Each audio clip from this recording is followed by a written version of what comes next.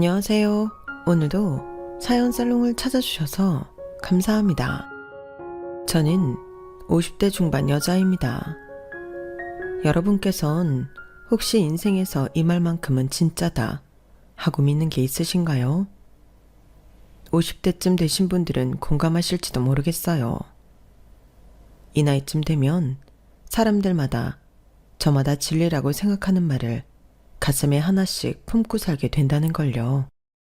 꼭 성인군자의 거창한 명언들만 해당되는 것이 아니라 예를 들면 관상은 과학이다 같은 다소 뻔하고 주변에서 많이 사용되는 말 같은 걸 말이에요.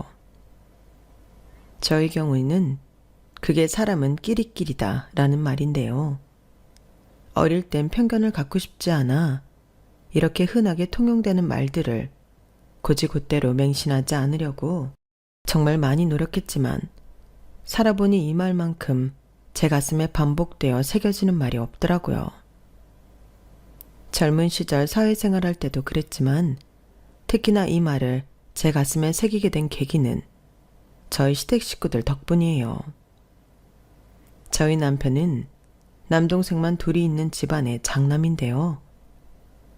저희 젊은 시절 장남이라는 것만 해도 무게가 컸는데 가난한 집안 환경에서 커온 남편은 그야말로 소년 가장이까지 했어요.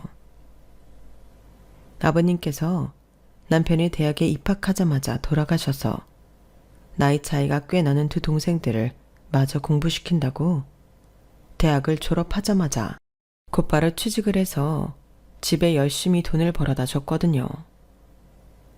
다행히 어려운 환경에도 공부를 열심히 했던 남편은 서울대에 입학을 해놓은 상태였고 서울대이다 보니 학비도 많이 부담이 되지 않았고 과외를 해주다 보니 다른 아르바이트에 비하면 벌이가 꽤 돼서 본인 용돈벌이는 본인이 알아서 했고 홀로 남아 일하게 되신 어머님께 용돈도 드렸다고 해요. 제가 남편을 만나고 처음 반하게 된 것도 남편의 이런 생존력 때문이었어요. 저에겐 친오빠가 한 명 있는데 3대 독자라고 할머니, 할아버지부터 부모님까지 온 식구가 오냐오냐 키운 탓에 빨래나 청소는커녕 제 손으로 밥 한 번 지어 먹지 못하는 왕자 중에 왕자로 컸거든요. 덕분에 다 큰 오빠를 제가 케어해야 하는 상황들이 생기면서 불만이 커져만 갔고 그때가 아무리 여자들이 남자를 내조해야 한다는 사상이 짙었던 시절이라지만 저보다 나이 많은 오빠를 어린 제가 돌봐줘야 한다는 게 참 여러모로 부당하게 느껴졌어요.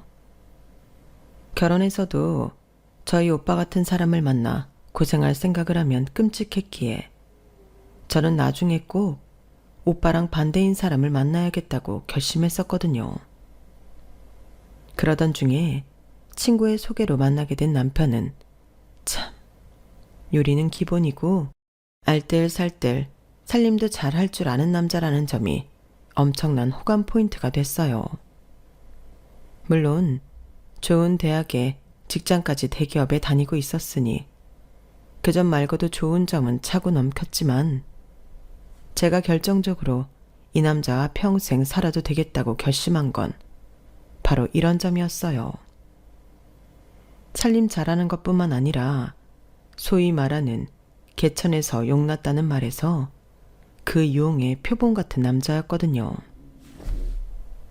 저희 집에 비해 좀 많이 가난한 점이 유일한 남편의 흠이었지만 저나 저희 부모님이나 본인이 선택할 수 없는 가정 환경이나 형편보다는 남편 스스로 일궈낸 결과들로 미루어 볼 수 있는 남편의 능력을 높게 봤어요. 어려운 상황에서 환경 탓, 남 탓하지 않고 자신의 앞길에 놓인 과제들을 묵묵히 성취해내는 남편이 참 멋있었던 것 같아요. 이런 남자와 만나 살게 되면 인생의 어떤 풍파가 몰아쳐와도 다 이겨낼 수 있을 것만 같았죠. 그렇게 남편과는 3년의 안정적인 연애 끝에 결혼하게 됐어요. 다만 한 가지, 3년의 연애 동안 제가 깨닫지 못했던 것이 있었어요. 연애할 때야 남편 쪽 집안 환경이 어떻든 저에게 크게 영향을 미치지 못하지만 결혼을 하게 되면 어마어마한 영향을 미칠 것이란 걸 말이에요. 그걸 결혼 준비하는 과정에서 처음 깨달았죠. 저희 집은 부자는 아니었지만 그래도 부족한 거 없이 살았다고 할 수 있는 정도의 형편은 됐어요. 남편 쪽에 비하면 많이 풍족한 편이었죠. 대신 저는 남편에 비해 좋은 직장도 좋은 대학도 나오지는 못했어요. 제가 대학생 시절에는 여성들이 대학에 가는 게 당연했던 때는 아니라서 대학을 나온 것만 해도 대단하다고 할 때였어서 저는 저 나름대로 자부심이 있었지만 시댁에서는 조건적인 측면에서만 보고 저를 반대했어요. 당시 서울대 나온 남자들은 좀 더 부잣집이거나 같은 명문대생 여자를 만나 결혼하는 게 더 흔했던 때라 집안 형편이 조금 더 나은 것 빼고는 그다지 제가 장점이 없다고 생각하셨던 것 같아요. 제 입장에서는 좀 억울했죠. 저희 부모님은 여자가 꼭 좋은 대학교 나올 필요는 없다. 남편 잘 만나 시집 잘 가면 땡이라고 하시던 분들이라 공부 쪽 지원은 다 오빠에게 몰아서 해주셨거든요.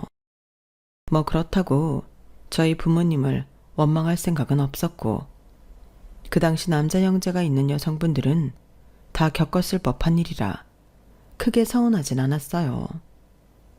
하지만 그걸 저의 개인적인 하자나 흠으로 여기고 트집 잡는 시댁이 언짢았어요. 아, 넌 정말 꼭 우리 아들이랑 결혼해야겠니? 우리 아들 정도면 더 좋은 조건 여자랑 결혼할 수도 있는데. 얘, 너 옆집 미선 엄마 알지? 미선 엄마 아는 사람 딸이 변호사인데 너랑 소개시켜주고 싶댔거든. 근데 뭐 네가 얘랑 꼭 결혼을 해야겠다 하니 내가 별 수 있나? 좋은 대학 나오고 공부 많이 했으면 뭐해? 여자 보는 눈이 이렇게 형편이 없어서야. 엄마, 지금 뭐 하시는 거예요? 이 사람 앞에서 그런 말씀 좀 하지 마세요. 이거 봐, 이거 봐. 공부만 열심히 하던 순진하고 착한 애가 갑자기 이렇게 여자의 정신이 팔려서는 도대체 어떻게 꼬신 건지 비결을 모르겠다. 엄마, 자꾸 그러면 저 진짜 화낼 거예요. 농담 아니에요. 처음 인사를 간 날 면전에 대고 저를 무시하는 발언에 집에 돌아가는 차 안에서 저도 모르게 눈물이 났어요. 남편은 어쩔 줄 몰라 하며 사과를 했지만 정말로 이 결혼을 해야 하나 의문이 들었어요. 오빠, 나 오빠랑 결혼하지 말까? 그게 무슨 소리야. 엄마가 하신 말 때문에 그래.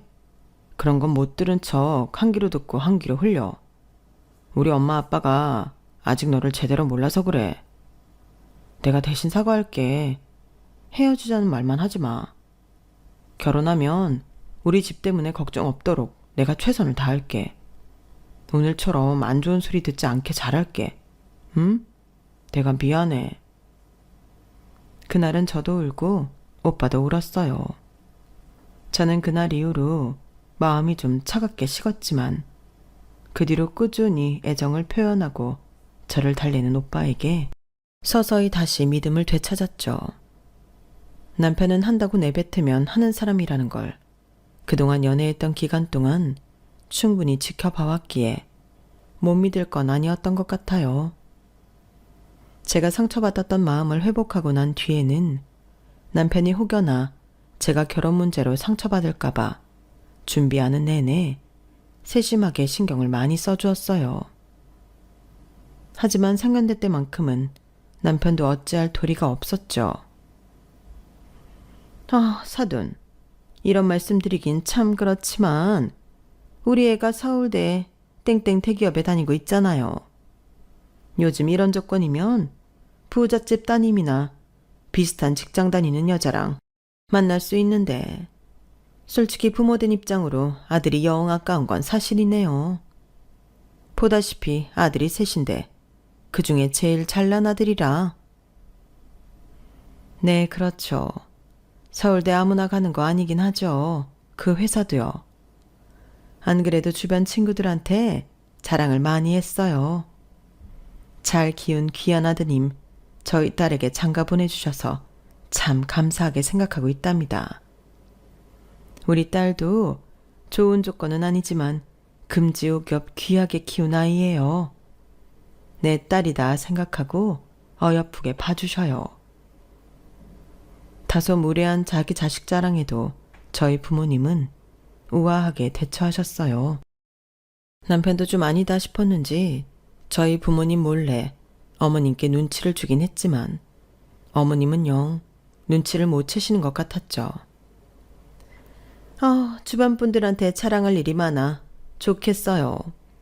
집안에 어떤 사람이 들어오느냐가 중요하다는데 이만한 사위는 어디서 보기 힘들죠. 아무리 제 아들이라지만 뭐 하나 한 군데 빠지는 데가 없어서 다른 사람이 눈에 안 차는 게 문제라니까요. 그래서 그런데 사돈, 저도 이 잘난 아들 장가 보내는데 좀 주변에 자랑할 만한 게 있어야 하지 않겠어요? 일찍이 남편이랑 사별하고 여자 홀로 아들 셋을 장정처럼 키워내는 게 여간 힘든 일이 아니었거든요. 내들 입에 풀칠하기도 바빴다 보니 우리 터대 장가 가는데도 뭐 해줄 수 있는 게 없더라고요. 그래도 사돈께서는 저희 집보단 형편이 좀 낫지 않으신가요? 금지옥역 귀한 따님 결혼하시는데 둘이 오손도손 살아갈 집 한 채는 해주실 수 있지 않으시던가요? 솔직히 듣고 조금 놀라긴 했어요. 요즘이야 남자가 집을 해오기에는 집값도 너무 많이 올랐고 이런저런 현실적인 문제가 많아 그런 문화가 없어진 추세라지만 저 때만 해도 안 그랬거든요. 남자가 집을 해오면 여자는 혼수를 해오는 게 당연하던 때였어요. 아니나 다를까 저희 부모님도 조금은 당황하신 것 같았어요. 보통은 신랑 쪽에서 집을 해오지 않나요? 저희는 혼수를 생각했는데 저희도 뭐 그러고 싶지만 어디서 얻을래도 돈 주고도 못 얻을 유능한 사위 얻어가시는데 집 한 채 정도는 해주실 수 있지 않나 해서요. 저희도 성의껏 혼수는 준비하도록 할게요. 너무나도 당연하다는 듯 뻔뻔하게 집을 요구하는 시어머니 때문에 상견례 자리는 순식간에 찬물을 끼얹은 듯한 분위기가 됐어요. 사태 파악을 한 남편이 끼어들지 않았더라면 정말 그대로 결혼이 엎어지기 일보 직전이었죠. 엄마, 무슨 그런 얘기를 여기서 해요. 그건 저희가 알아서 상의해보겠다고 말씀드렸잖아요. 어서 식사하세요. 밥 시켰어요. 그래도 저희 부모님이 황당하다는 듯한 표정은 바뀌지 않았지만 어찌저찌 그렇게 식사가 끝났어요. 식사가 끝난 후 집으로 돌아가는 차 안에서는 긴 침묵이 이어졌어요. 저는 다시 한번 이 결혼을 정말 해도 될까? 라는 불안감이 시작됐고 부모님께서는 예상치 못한 제안에 말문이 막히셨던 것 같아요. 엄마, 아빠, 죄송해요. 많이 놀라셨죠? 저도 저렇게 신혼집을 대놓고 요구하실 줄은 상상도 못했는데 부담되실 텐데 괜히 저 때문에 무리 안 하셔도 돼요. 오빠만 해도 큰 부담인데 저까지 엄마 아빠께 큰 부담 드리고 싶지 않아요. 아우, 그게 무슨 소리니? 좀 당황스럽긴 했지만 겨우 그런 걸로 네가 좋다는 사람 쌍침식하고 반대할 생각은 추워도 없어. 그리고 실은 사돈께서 먼저 말씀을 꺼내지 않으셨더라도 그 집 형편 우리가 뻔히 다 아는데 신혼집처럼 부담되는 일을 요구할 생각은 우리도 없었어. 네가 결혼하면 물려주려고 했던 집 한 채도 있었고. 네? 정말요? 그래, 우리가 이 나이까지 이렇게 돈 걱정 없이 사는 이유가 괜히 있는 줄 알아? 네 오빠란 녀석이 재산을 그렇게 말아먹었어도 너한테 줄 재산 정도는 따로 챙겨놨어. 우리가 딸이라고 막내라고 너한테는 첫째보다는 아무래도 지원이 덜했잖니. 너는 우리가 모르는 줄 알았겠지만 우린 다 속으로 계산하고 있었단다. 네 오빠에 비해 많은 건 못해줘도 널 서운하게 하진 않을 거야. 겨우 집안 형편 차이로 네가 좋아하는 사람 포기하지 말어. 젊었을 땐 아무래도 이래저래 조건이 눈에 먼저 들어오긴 한다만 정말 나중에 나이 들어서는 그래도 날 소중하게 여겨주는 사람이 최고더라. 지금 네 신랑도 그렇잖니. 남자는 제 앞길 잘 가릴 줄 아는 똑똑하고 다정한 남자가 최고야. 이런 남자 놓치지 말고 꼭 잡아라. 하지만 시어머니 쪽이 너무 아들에 대한 자부심이 강하신 것 같아서 그게 마음에 조금 걸려요, 엄마. 그래, 나도 그게 좀 신경 쓰이긴 한다마는 저보다 더 경우 없는 시어머니도 많은데 시어머니 하나만 보고 모르기엔 사위가 아깝긴 한 것 같아서. 물론 사돈께서 너를 함부로 대한다면 우리도 가만히 있지 않을 생각이긴 하다만 네 생각이 가장 중요한 것 같구나. 네, 엄마. 그렇게 말씀해 주시니까 너무 든든해요. 조금 생각해 볼 시간이 필요할 것 같아요. 부모님께서 불같이 화를 내실 줄 알았는데 오히려 든든한 제 편이 되어주는 모습에 불편했던 마음이 스르르 녹더라고요. 그래도 여전히 시어머니에 대한 찜찜함은 남아있었기에 기분은 썩 좋지 않았어요. 하지만 언제나 그랬듯 눈치 빠른 예랑이 식사 자리를 마무리한 지 얼마 안 돼요. 저를 찾아 집 앞까지 왔더라고요. 예진아, 정말 미안해. 우리 엄마가 너무 무례했지? 안 그래도 방금 엄마하고 싸우고 오는 길이야. 너하고 셋만 있었다면 내가 그 자리에서 중단시켰을 텐데 너희 부모님까지 있으니까 도저히 그럴 수가 없었어. 오빠 마음 이해해. 오빠 잘못은 아닌걸. 너 설마 또 마음 흔들리는 거야? 흔들리냐고 물은 건 본인이면서 묻는 목소리가 떨리고 있더라고요. 자세히 보니 오는 내내 울음을 참았던 건지 눈가가 새빨개져 있었어요. 나중에 안 거지만 남편은 그 상견례 때문에 영영 저를 놓쳐버리는 줄 알았다고 하더라고요. 하지만 그러기엔 부모님 말대로 남편은 그대로 놓치기엔 너무 아까운 사람이었어요. 정말 어머님 한 분만 빼면 제가 꿈꾸던 완벽에 가까운 남편감이었거든요. 게다가 저 때문에 불안해하는 모습을 보니 마음이 금방 다시 약해지더라고요.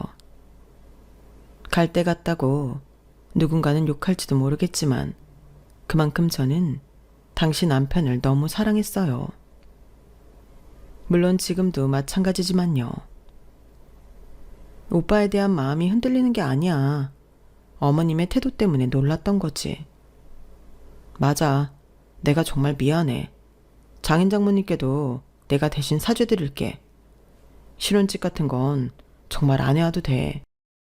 결혼하고 조금만 단칸방에서 지내다가 내가 금방 대출 내서 좋은 집 구해볼게. 우리 처음부터 그러기로 한 거였잖아. 딱 2년만 기다려주라. 응? 알겠으니까 그만해. 누가 보면 오빠가 나한테 죽을 죄 지은 줄 알겠어. 네가 오늘 이후로 나 안 봐주면 그게 죽을 죄 맞지. 그럼 우리 결혼은 계속 이대로 진행하는 거지? 장인 장모님은 놀라셨을 텐데 별 말씀 없으셔? 다행히. 우리 엄마 아빠 오빠가 꽤 마음에 드셨나 봐. 우리 쪽에서 부담이 아예 없는 건 절대 아니지만 집은 원래 내가 결혼하면 해줄 생각이셨대. 정말이야? 그렇게까지 안 하셔도 되는데 처가에 뭘 바라본 적은 정말 한 번도 없어. 그래도 집 없이 시작하는 것보다는 정말 큰 도움이잖아. 나도 오빠에 비하면 경제적인 지원은 덜 받았는데 부모님께서 그렇게 말씀해 주셔서 너무 기뻤어. 그러게 내가 너무 부끄럽다. 장인 장모님 정말 좋으신 분들 같아. 내가 결혼하면 정말 잘할게. 그러니까 나와의 결혼을 다시 생각하는 일만은 하지 말아줘. 그렇게 우여곡절 끝에 저희는 결국 다시 결혼을 원래대로 진행하게 됐어요. 남편은 결혼 준비 내내 시어머니와 제가 부딪힐 일 없게끔 중간딸이 역할을 참 잘해줬어요. 시어머니는 막상 저희 쪽에서 정말로 집을 해오니 딱히 트집 잡을 건 없었는지 결혼식 날까지 조용하시더라고요. 아니, 오히려 집을 해오니 태도가 조금 달라져서는 제게 정말 잘해주셨어요. 내가 전에 너무 말을 심하게 했지? 미안해. 내가 혈혈단신으로 키운 장남이라 그런가. 얘한테는 유독 애착이 커서. 그리고 다른 아들놈들에 비해 얘가 원체 잘났잖니. 내 유일한 자랑거리라 나도 모르게 심술이 좀 난 모양이야. 애 아빠랑 사별하고는 의지를 많이 했던 아들이라 애틋해서 그런 거니 네가 조금 이해를 해줬으면 좋겠다. 결혼 뒤에는 저를 따로 불러내어 밥을 사주시면서 이렇게까지 진심 어린 사과를 하시더라고요. 보통 그 연세쯤 되면 남한테 자신의 잘못을 인정하는 것도 사과하는 것도 참 어려운데 당신보다 한참 어린 며느리를 불러 그렇게 뉘우치듯 사과를 하시니 제가 안 받아들일 이유는 전혀 없었어요. 아니에요, 어머님. 어머님 심정도 충분히 이해는 해요. 그런데 머리로는 이해가 되어도 어떤 말들은 가슴에 상처가 남더라고요. 저희 서로 상처 주지 말고 새로운 가족으로 행복하게 살아요, 어머님. 저도 잘할게요. 그래, 마음 따뜻한 며느리를 드린 것 같아서 기쁘구나. 내가 아들만 셋이라 딸 하나 가져보고 싶다는 생각이 있었는데 이렇게 갖게 되네. 잘 지내보자, 며느라. 그 뒤로는 시어머니와는 이렇다 할 트러블은 없었던 것 같아요. 사람이 어떻게 이렇게까지 평온해질 수 있는지 의문일 정도로요. 정말 제가 결혼 전에 만났던 사람이 맞나 싶을 정도로 제게 상냥하게 대해주셨어요. 보통은 시댁이 결혼하면 더 심해지던데 너희 시어머니는 안 그런다니까 다행이네. 그러게, 이제 정말 가족이라고 생각하셔서 그런 건가? 안 괴롭힌다니까 다행이긴 한데 난 정말 이게 다행이기만 한 건지 모르겠다. 왜? 딱 보면 몰라? 니네 쪽에서 집회 가니까 싹 돌변한 거잖아. 어라? 보기보단 좀 있는 집이었네?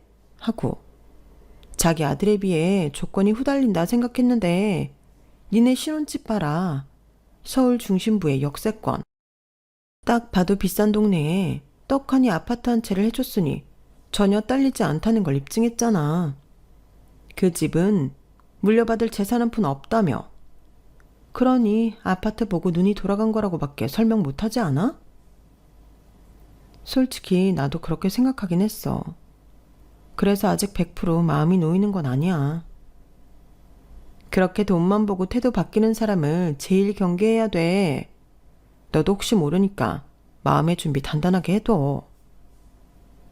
주변에 제 시어머니에 대해 알고 있던 친구들도 시어머니의 뒤바뀐 태도에 다들 신기해하면서도 동시에 염려했어요. 하지만 결혼한 지 1년 동안은 정말로 어머님께서 별다른 기색이 없으셔서 남편과 마냥 행복하기만 한 신혼생활을 보냈어요. 마음속으로는 내심 어머님을 경계하긴 했지만 시간이 흐르니 경계심조차 흐려지더라고요. 오히려 저에게 꾸준히 잘 대해주시는 어머님께 없던 애정이 붙기 시작했죠. 그런데 그 평화롭던 관계가 살짝 삐끗하기 시작한 건 작은 도련님이 결혼을 하면서부터였어요. 얘들아, 형준이 결혼한다는데 한 1년 정도만 니네 집 방 한 칸 내줄 수 없겠니? 네? 지금 작은 도련님 부부랑 1년 동안 저희 집에서 같이 살란 말씀이세요? 형준이 아내 될 여자가 집에 재산이고 뭐고 아무것도 없단다. 결혼하면 둘이 모아서 어떻게든 살아보겠다는데 솔직히 알잖니. 결혼 전에 돈 한 푼 안 모아놨던 애들이 어떻게 살긴 뭘 어떻게 살아. 그렇다고 반지하 단칸방에서 시작하겠다는 걸 부모된 사람으로서 포기만 할 수도 없고, 너희가 한 1년만 같이 살면서 도와주면 돈도 금방 모이고 좋을 것 같아서. 아직 너네는 아이도 없고 방은 3개나 되잖니. 어차피 한 방은 손님방으로만 쓸 거 숙박 빌려줬다 생각하고 좀 쓰면 안 되겠니? 어머님 말씀대로 저희 집에는 손님방으로 둔 공간이 하나 있었어요. 나중에 아이가 태어나면 아이 방으로 꾸미기 위해 미리 비워둔 공간이었죠. 어머님, 거기는 말이 손님방이지 아이 생기면 아이 방으로 줄 공간이에요. 이렇게 대뜸 작은 도련님네랑 같이 살라고 하시면 저희도 너무 곤란해요. 세상에 어떤 부부가 신혼 때 동생 부부랑 같이 동거를 해요. 다른 부탁은 다 들어드려도 이건 좀 아닌 것 같아요. 차라리 어머님 집에서 둘째 도련님이랑 넷이서 사시는 게 더 편하실 것 같은데요. 나도 당연히 그러고야 싶지. 그런데 우리 집이 좀 좁고 낡았어. 니네 집은 서울 중심부에 있는 신축 아파트잖니. 평수도 훨씬 넓고, 게다가 그 며느리란 애가 벌써부터 시부모 모시고 살라 하면 좋아하겠어? 도망이나 안 치면 다행이지. 저도 작은 도련님네 데리고 살라고 하시면 도망치고 싶을 것 같아요, 어머님. 괜히 여기서 알겠다고 했다가 일 커지는 거 싫어서 말씀드리는 거예요. 저는 남편 말고는 다른 가족분들이랑 함께 같이 살 생각은 절대 없어요. 시댁뿐 아니라 친정 식구들이라도요. 어머님은 제 보기 드문 단호한 모습에 조금 놀라셨는지 그 뒤로는 더 이상 요구하지 않으셨어요. 그 말 같지도 않은 요구를 듣고 나니 역시 사람이 쉽게 변하지 않는구나 라는 생각이 들면서 기가 막히더라고요. 손님방으로 딱 하나 비워놓은 방을 본인 막내 아들 부부 들어가서 살게 할 생각을 했다는 것도 너무 어이가 없었어요. 남편은 이 일을 모르는 것 같았지만 굳이 말하진 않았어요. 어차피 제 선에서 깔끔하고 확실하게 거절 못 박은 상태였으니 일을 더 키우고 싶지 않았거든요. 남편이 알게 되면 분명히 노발대발할 일이었으니까요. 그런데 막내 도련님은 이 일을 알고 계실지 문득 궁금하더라고요. 도대체 이런 말도 안 되는 아이디어가 정말 어머님 머릿속에서만 나온 건지 궁금했거든요. 그래도 설마 작은 도련님을 의심했던 건 아니었고 염치가 있다면 놀라면서 제게 사과하겠지 싶었어요. 어머님이야 그렇다 쳐도 작은 도련님한테라도 사과를 받고 확실하게 해두고 싶은 기분이 들었거든요. 그래서 시댁에 방문했을 때 기회를 틈타 작은 도련님께 슬쩍 물어봤어요. 도련님, 혹시 어머님께서 신혼 때 집 문제 어떻게 해결하라고 말씀 안 하셨어요? 집 문제요? 아, 형수님 집 들어가는 거요? 그거 왜요? 형수님이 안 된다고 거절했다면서요. 너무나도 당연하다는 듯 이야기하는 모습에 조금 기가 막히더라고요. 아, 알고 계셨구나. 그건 누구 생각이에요? 어머님 생각? 그게 왜 중요하죠? 형수님이 그걸 거절했다는 게 중요한 거죠. 솔직히 전 그거 듣고 형수님한테 살짝 실망하긴 했네요. 제가 뭐 형수님한테 축의를 많이 해달라고 했나? 집을 해달라 했나? 저번에 놀러 갔을 때 안 쓰는 방 하나 있길래 빌려달라고 한 건데 완전 공짜로 쓸 생각도 없었어요. 얼마 정도 용돈벌이는 되게끔 챙겨드리려고 했다고요. 근데 사람을 웬 거지근성 있는 사람 마냥 만들어놨던데. 아무리 없는 형편이라도 저희도 자존심은 다 있거든요. 거절하셨으면 거절하신 거지. 구질구질하게 그건 또 왜 물어보세요? 거지근성 있는 사람으로 만들다뇨. 그런 게 아니라 너무 터무니없는 부탁이잖아요. 아, 됐어요. 안 그래도 그것 때문에 기분 상한 거 참고 티 안 내려고 했는데 왜 굳이 들춰내가지고. 형은 모르죠? 네. 그럼 그냥 이건 서로 없던 일로 하죠. 형 앞에서 티내지 말고요. 작은 도련님은 제 할 말만 하고는 휙 가버리더라고요. 어이없는 소리를 들은 건 저인데 본인이 불쾌한 소리를 들은 것처럼 구는 태도에 순간 혈압이 치솟는 것 같았어요. 그래도 결과적으로는 손해본 게 없었고 저만 입 다물면 싸움이 크게 번질 일도 없으니 그냥 넘어갔어요. 애초에 그런 기막힌 제안을 한 개념 없는 인간에게 사과받을 생각을 한 제 스스로가 웃기더라고요. 그동안 별 생각 없었는데 그 사건으로 작은 도련님을 다시 보게 되더라고요. 어차피 결혼하면 지금만큼 자주 보지도 않을 사람이다 생각이 들어서 무시하며 살자 생각했는데 작은 도련님의 무식함은 결혼 후에 더 심하게 드러났어요. 거기다 꼭 본인과 도덕 수준이 비슷한 여자를 데려왔더라고요. 그때 어렴풋이 느꼈죠. 사람은 정말 끼리끼리구나 라는 사실을요. 어머 형님, 친정에 돈이 좀 있다고 들었는데 진짠가 봐요. 이 가방 좀 봐. 이거 완전 비싼 거 아니에요? 이거는 친정에 돈이 많아서 산 게 아니고요. 남편이 월급 모아 사준 가방이에요. 어머 정말요? 하긴 아주버님이 워낙 좋은 회사 다니시니까. 이런 가방 하나쯤은 달에 몇 개씩도 사주실 수 있겠다. 그쵸? 남편이 좋은 회사 다니는 건 맞는데 직급이 직급인지라 그렇게까지 잘 버는 건 아니에요. 달에 몇 개씩 사주면 나도 참 좋겠네. 아, 그래요? 아니, 저번에 보니까 어머님 들고 다니는 가방이 너무 낡은 거예요. 저희도 형편이 좀 괜찮으면 어머님한테 좋은 가방 하나 사드릴 텐데 그러질 못해서 항상 마음 아프게 생각하고 있었거든요. 아이고, 내 생각하는 건 작은 며느리밖에 없네. 얘가 능력은 없어도 이렇게 시애미를 생각하는 마음이 깊어요. 내가 이래서 얘네 허락한 거라니까? 갑자기 제가 가방을 사드려야 할 것만 같은 분위기에 어안이 벙벙 하더라고요. 동서는 이런 식으로 상황을 본인이 원하는 대로 몰아가는 화법을 자주 썼어요. 이때 이 상황은 다시 생각만 해도 정말 짜증이 나네요. 뭐 저희도 형편이 그렇게 좋다고는 할 순 없지만 다음에 어머님 좋은 가방 하나 꼭 사드릴게요. 그래요. 형님이 드는 가방 같은 걸로요. 우리 어머님도 좋은 가방 드셔야 하는 연세인데 제가 다 속상해요, 어머님. 아, 내가 며느리 복은 있네. 이렇게 싹싹하고 애교 많은 며느리가 다 들어오고. 정말 너는 내 딸 같아.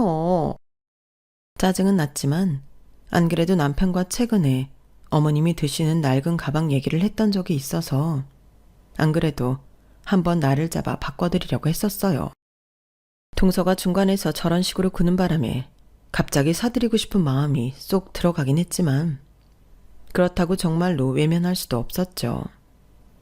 아무리 미워도 남편의 하나뿐인 부모님이기도 했고 저희가 아니면 아무도 나서서 가방을 사드리지 않을 것 같았거든요.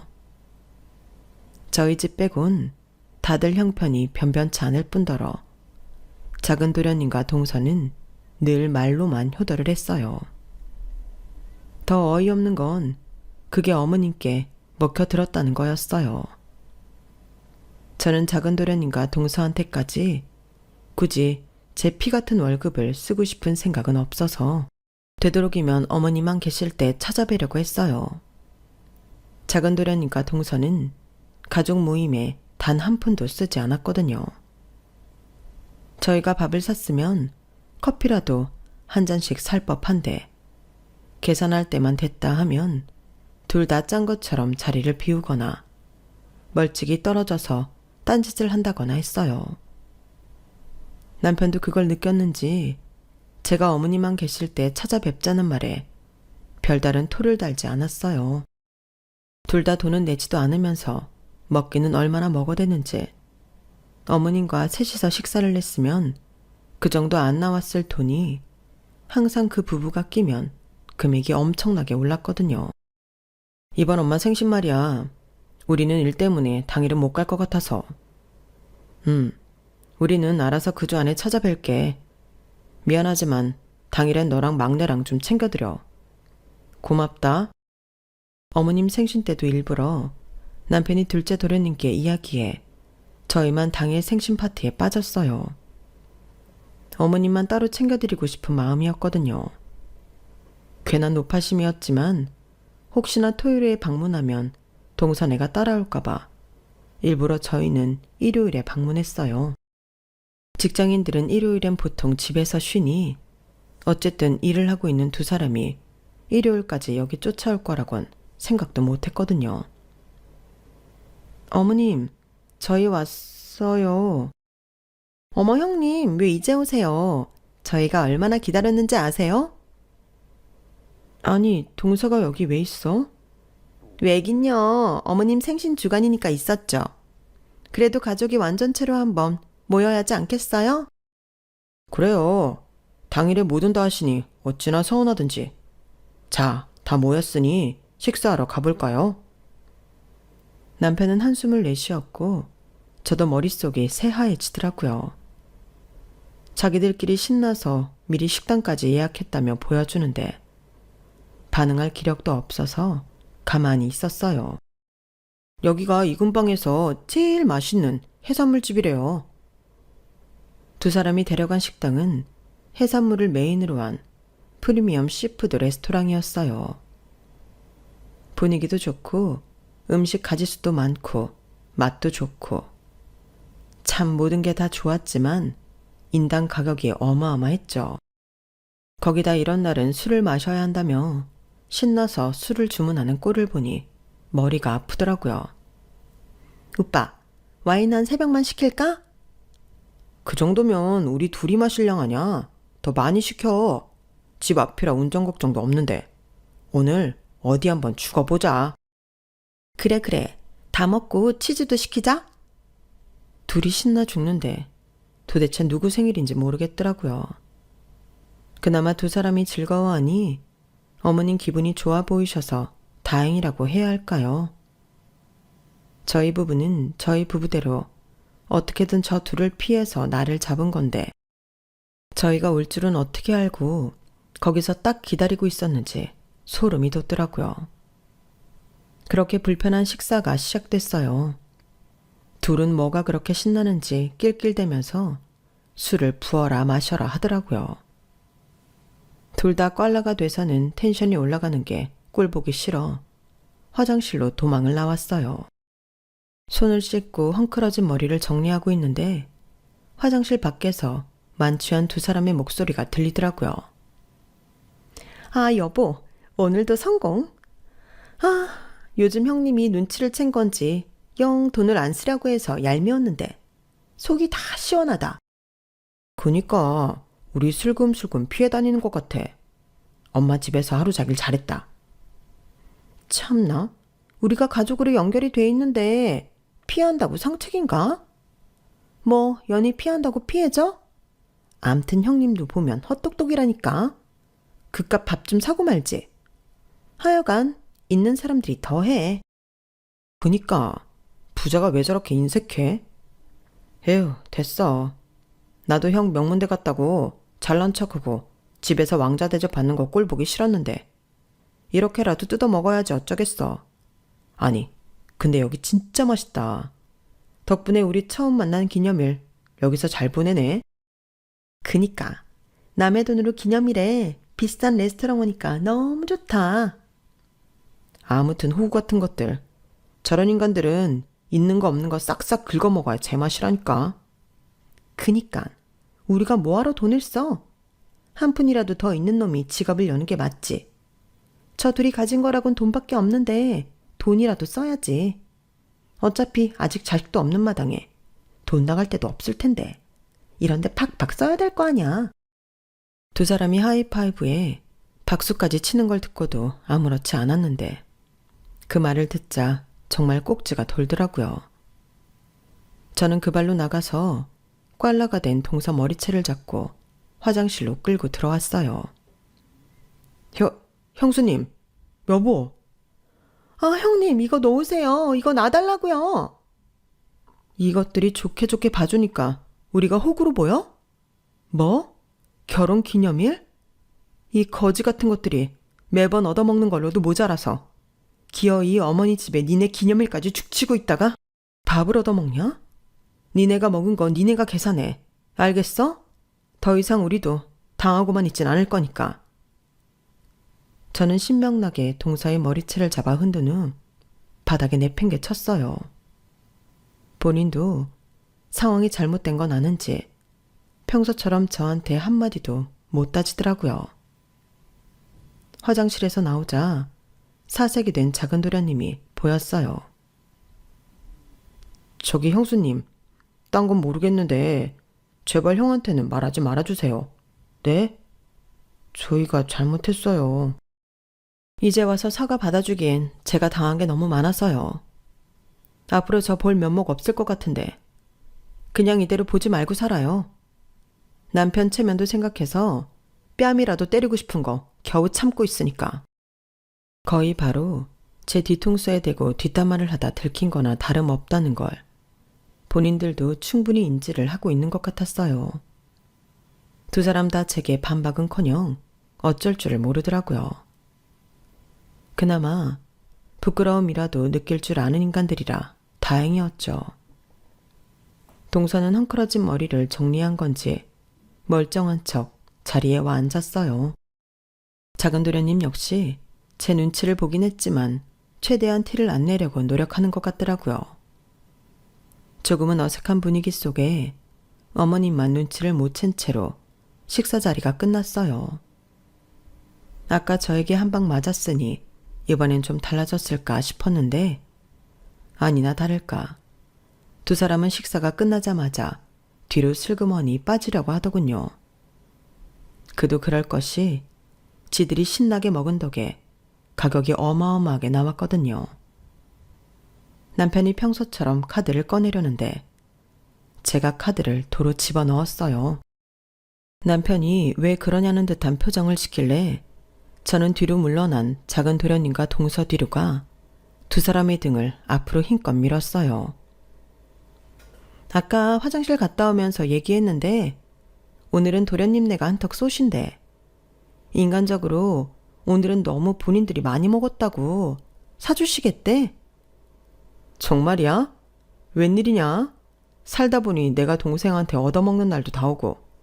잘 먹었다. 고맙다. 그러게 나도 막내한테 생일상 얻어먹는 건 처음인 것 같은데 아들 키운 보람이 있구나. 그쵸 어머님. 저희 디저트 먹으러 가요. 엄청 유명한 베이커리에서 케이크 사왔거든요. 그래? 아, 맛있겠네. 여보, 당신도 얼른 와. 저는 어머님과 남편의 팔짱을 양옆에 끼고 가게를 먼저 나서버렸어요. 멍하니 남은 두 사람이 유리문을 통해 보이더라고요. 저는 두 사람을 향해 씩 웃어줬죠.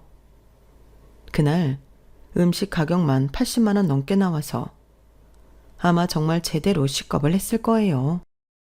그러게 사람을 왜 제대로 건드려서는.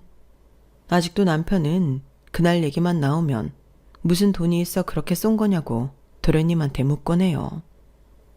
제가 남편에게 고지곳대로 말 안 하고 비밀을 지켜주는 것만으로도 두 사람은 저에게 감사해야죠.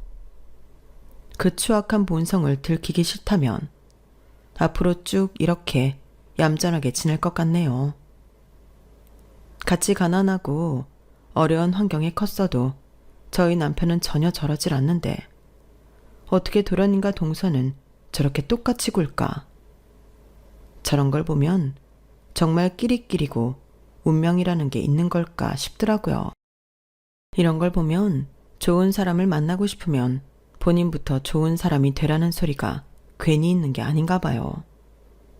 저 두 사람은 본인들 심보가 얼마나 못됐고 어디서부터 어디까지 잘못됐는지 서로 알려주지도 못할 테니까요. 제 이야기는 여기까지예요. 들어주셔서 고맙습니다. 행복하세요. 여러분, 사연 댓글에 응원과 현명한 조언 부탁드려요. 좋아요와 구독은 저에게 큰 힘이 됩니다. 오늘도 좋은 일 가득하세요.